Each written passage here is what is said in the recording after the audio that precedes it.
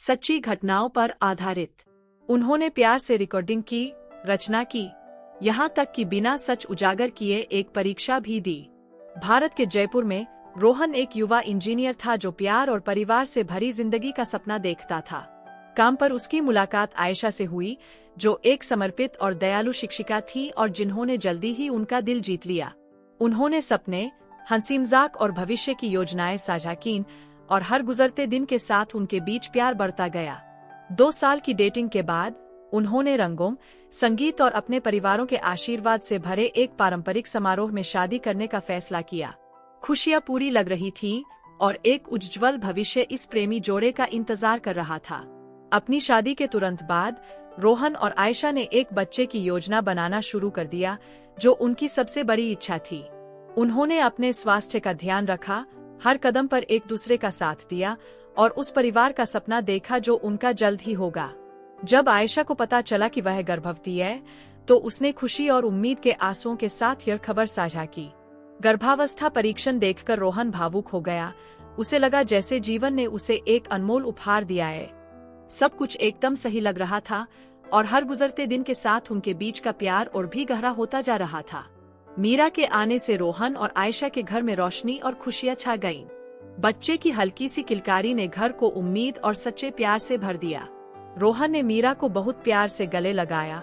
उसे लगा जैसे उसका सपना आखिरकार पूरा हो गया हो। पहली मुस्कान और साथ बिताए पलों ने जिंदगी को हर गुजरते पल के साथ और भी खूबसूरत बना दिया।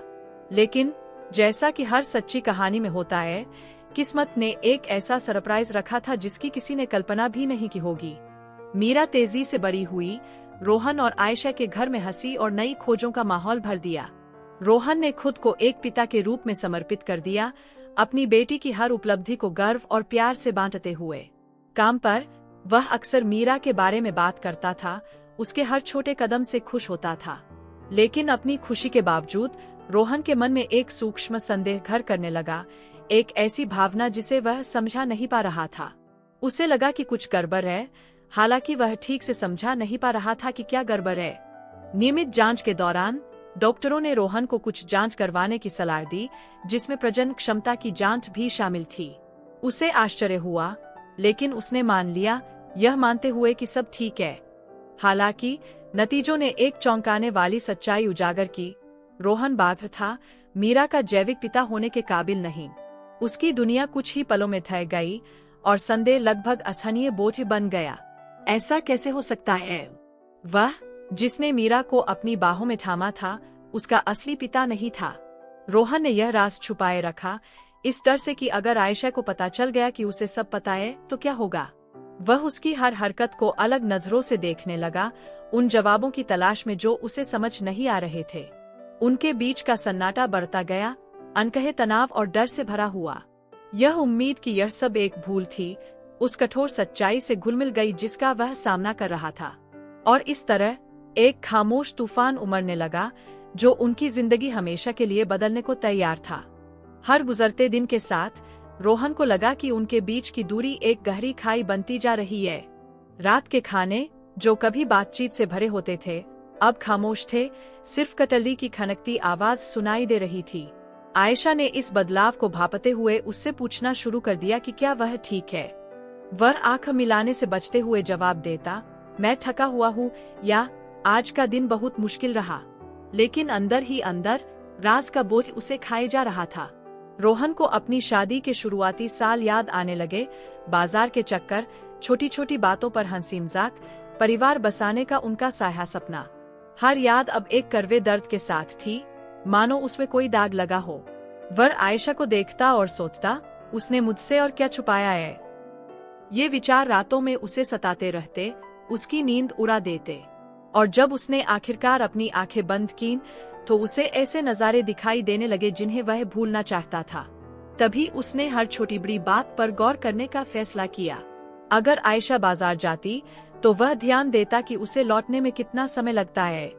अगर उसका फोन बजता, तो वह बातचीत का लहजा सुनने की कोशिश करता। वह यकीन नहीं करना चाहता था कि इसमें कुछ और भी है, लेकिन उसका मन लगातार नए नए परिदृश्य गढ़ता रहता था। यह लगातार पूछताछ में जीने जैसा था, लेकिन मुख्य सवाल पूछने में असमर्थ। जवाब का डर जानने की जरूरत से ज्यादा था। सामान्य होने का दिखावा करने की कोशिश करने के बावजूद रोहन अपने दिल में घर कर रहे संदेह को दूर नहीं कर पा रहा था। वह जानता था कि वह बात है, लेकिन फिर भी वह मीरा को हर दिन अपनी बाहों में लिए रहता था। उसके लिए उसका प्यार सच्चा था, भले ही जैविक विज्ञान उसे नकारता हो। सच्चाई का पता लगाने के लिए दृढ़ संकल्पित, वह चुपचाप सुराग ढूंढने लगा। जब आयशा आसपास नहीं होती थी तो उसकी चीजों में हाथ डालता।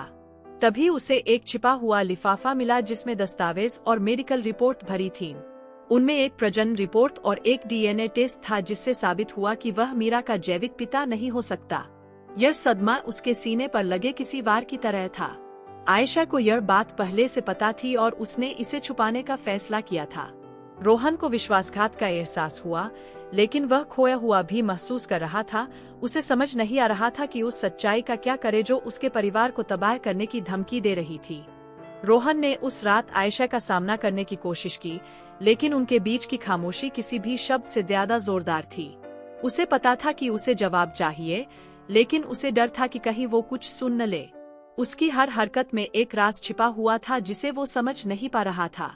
उसने उससे सामना करने के लिए सही मौके का इंतजार करने का फैसला किया, लेकिन चिंता उसके सीने में गल रही थी। इस बीच मीरा अगले कमरे में मासूमियत से खेल रही थी, अपने आसपास उठ रहे तूफान से बेखबर। रोहन ने उसे देखते हुए आंसू रोक लिए। उसे याद आया कि उनके खून के रिश्ते चाहे जितने भी हो, उसके लिए उसका प्यार बिना किसी शर्त के था। लेकिन शक उसकी रूह को कुतर रहा था। अगर वो उसका जैविक पिता नहीं था तो कौन था? और आयशा क्या छिपा रही थी? रात बीतती गई और रोहन ने एक फैसला किया। उसे सच्चाई का सामना करना ही होगा, चाहे वो कितनी भी दर्दनाक क्यों न हो। वो जानता था कि उस पल के बाद उसकी जिंदगी कभी पहले जैसी नहीं रहेगी। अगली सुबह रोहन आयशा का सामना करने के लिए तैयार हो गया। उसका दिल तेजी से धड़क रहा था, डर और एक धुंधली सी उम्मीद का मिश्रण कि अभी भी कुछ समझाना बाकी है। जब वह कमरे में दाखिल हुई तो उसने दृढ़ लेकिन कांपती आवाज में उसे पुकारा, हमें बात करनी है। आयशा ने उसकी तरफ देखा। उसकी आंखें आंसुओं से भरी थी, मानो वह इसी पल का इंतजार कर रही थी। रोहन ने उसके हाथ पकड़े और हिम्मत जुटाते हुए पूछा, तुमने मुझसे यह सब क्यों छिपाया? तुमने मुझे मीरा के बारे में कभी सच क्यों नहीं बताया? उसने नजरें फेर ली, उसकी आवाज टूट गई। रोहन, मुझे मेडिकल जांच के दौरान पता चला कि तुम बाद हो। मुझे तुम्हें खोने का डर था कि तुम मुझे स्वीकार नहीं करोगे, इसलिए मैंने खुद ही फैसला लिया। मीरा को पाने के लिए मैंने एक गुमनाम डोनर की मदद से प्रजनन उपचार करवाया। मैं अपने प्यार की रक्षा करना चाहती थी और यह सुनिश्चित करना चाहती थी कि हमारा एक परिवार हो, भले ही वह हमारी योजना के अनुसार न हो। रोहन के मन में भावनाओं का तूफान उमड़ पड़ा। मीरा के लिए उसका प्यार सच्चा और गहरा था, लेकिन उनके इर्द गिर्द का झूठ चाकू की तरह चुभ रहा था। उन्हें मिलकर तय करना था कि क्या उनका प्यार उस रात से ज्यादा मजबूत होगा जिसने उन्हें लगभग बर्बाद कर दिया था। अगले कुछ दिन रोहन और आयशा के बीच गहरी खामोशी के साये में बीते। उन्होंने एक नया संतुलन बनाने की कोशिश की, लेकिन सच्चाई का साया अभी भी मंडरा रहा था। रोहन को यह स्वीकार करना जरूरी था कि मीरा के लिए उसका प्यार खून का मोहताज नहीं था, लेकिन विश्वासघात का ज़ौम अभी भी गहरा था। आयशा अपनी तरफ से उस अपराधबोध से जूझ रही थी जो उसे खाए जा रहा था। वह खुद को मुक्त करना चाहती थी, यह दिखाना चाहती थी कि रोहन और मीरा के लिए उसका प्यार किसी भी राज से बढ़कर है। साथ मिलकर उन्होंने अतीत का सामना करने और एक ज्यादा ईमानदार भविष्य बनाने के लिए पेशेवर मदद लेने का फैसला किया। इस बीच मीरा बढ़ती रही, बरों के तूफानों से बेखबर। रोहन उसे बेकाबू प्यार से देखता रहा, चाहे इसके लिए उसे कोई भी कीमत चुकानी पड़े। वह उसके लिए एक पिता बनने के लिए दृढ़ था जिसकी वह हकदार थी। समय के साथ रोहन और आयशा ने उस विश्वास को फिर से बनाना शुरू कर दिया जो खो गया था। हर मुश्किल बातचीत, हर साझा आंसू उन्हें पहले से कहीं ज्यादा करीब लाते थे। वे समझ गए थे कि परिवार सिर्फ खून के रिश्ते से नहीं, बल्कि एक दूसरे से प्यार करने और एक दूसरे की देखभाल करने के फैसले से बनता है। एक छोटी बच्ची के रूप में भी मीरा ने इस नई शुरुआत से मिलने वाली गर्मजोशी और ताकत को महसूस किया। रोहन ने खुद से वादा किया कि चाहे उसकी शारीरिक बनावट कुछ भी हो, वह मीरा के लिए एक समर्पित पिता होगा जिसकी उसे जरूरत है। और बदले में आयशा ने भी कसम खाई कि चाहे जो भी कीमत चुकानी पड़े, वह उससे फिर कभी कुछ नहीं छिपाएगी। अतीत ने अभी भी निशान छोड़े हैं, लेकिन भविष्य बेहतर दिनों की आशा के साथ उज्जवल था। और उस पल उन्होंने जाना, सच्चा प्यार हमेशा कोई न कोई रास्ता निकाल ही लेता है। कि एक रात खाने के बाद रोहन ने आयशा की आंखों में देखा और उन सबका बोझ महसूस किया जो उन्होंने सहा था। उनके बीच की खामोशी अनकहे शब्दों से भरी थी, लेकिन प्यार फिर भी जोर से बोल रहा था। दृढ़ स्वर में उसने कहा, आयशा, मैं इस बात से इनकार नहीं करूंगा कि तुमने मुझे बहुत दुख पहुंचाया है, लेकिन मैंने यह जान लिया है कि हमने जो परिवार बनाया है वह खून के रिश्ते से कहीं बढ़कर है। मैं तुम्हें माफ करता हूँ और मैं चाहता हूँ कि तुम जान लो कि सब कुछ होने के बावजूद मुझे अब भी हमारे प्यार पर विश्वास है। आयशा राहत और कृतज्ञता का मिलाजुला एहसास करते हुए रो पड़ी। उन्होंने गले मिलकर ईमानदारी और धैर्य के साथ कदम दर कदम विश्वास को फिर से बनाने का वादा किया। उस पल रोहन समझ गया कि माफी अतीत को मिटा नहीं देती, बल्कि हमें एक साथ भविष्य के लिए आजाद कर देती है। दिन बीतते गए और परिवार संभलने लगा। रोहन, आयशा और मीरा को सच्चे प्यार में ताकत मिली, जो राज और दर्द पर जीत हासिल करता है।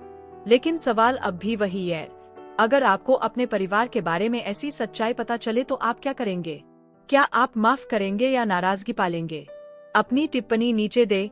आपकी राय हमारे लिए बहुत महत्वपूर्ण है। और ऐसी सच्ची कहानियों को पढ़ने के लिए चैनल को सब्सक्राइब करना न भूलें, जो आपको प्रेरित और भावुक कर दें। आखिरकार सच्चा प्यार वही होता है जिसे हम जिंदगी के तूफानों में भी विकसित करना चुनते हैं।